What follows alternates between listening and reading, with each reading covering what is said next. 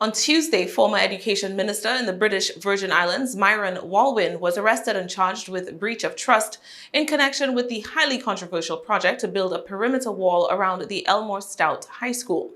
Walwynn is the third person to be charged. Local businessman Kelvin Thomas was arrested in June of this year and charged with obtaining property by deception, making a false statement to a public officer, and possession of the proceeds of criminal conduct. More recently, Lorna Stevens, Assistant Secretary within the Ministry of Education, was charged with breach of trust by a public officer after she was arrested some weeks ago. Now, Walwynn faces a similar charge for his alleged role in the construction project that reportedly ran way over cost. Almost immediately after news of his arrest broke, the former minister issued a lengthy statement rubbishing the charge, saying it, quote, does not enjoy the benefit of the facts.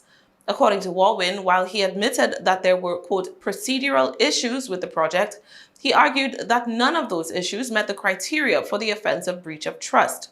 Walwynn says that his actions regarding the project were bound by the decision of Cabinet in the matter to have the project completed differently to how the Ministry of Education had originally approached the issue. Neither the Attorney General nor the Governor, Walwynn contends, objected to the decision of Cabinet in this regard. Walwynn also questioned the genesis of these charges, given that police completed their investigation into the project in 2020 and handed over their findings to the Office of the Director of Public Prosecution for a decision on whether or not to move forward with any prosecutions in the matter. No charges were forthcoming then until the matter was revived by the Commission of Inquiry last year. According to Walwynn, quote, it raises the question as to why a completed investigation by the Royal Virgin Islands Police Force that was sent to the DPP's office could still find itself as a subject of the Commission of Inquiry as an open investigation.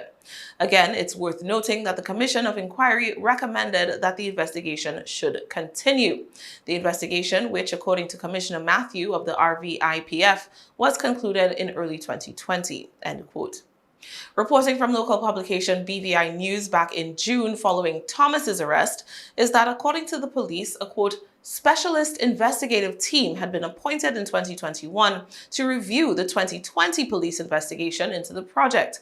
Quote, this was to ensure that all instructions and further actions requested were complied with and that there was a thorough and fair investigation, according to a police press release reportedly issued on June 27th.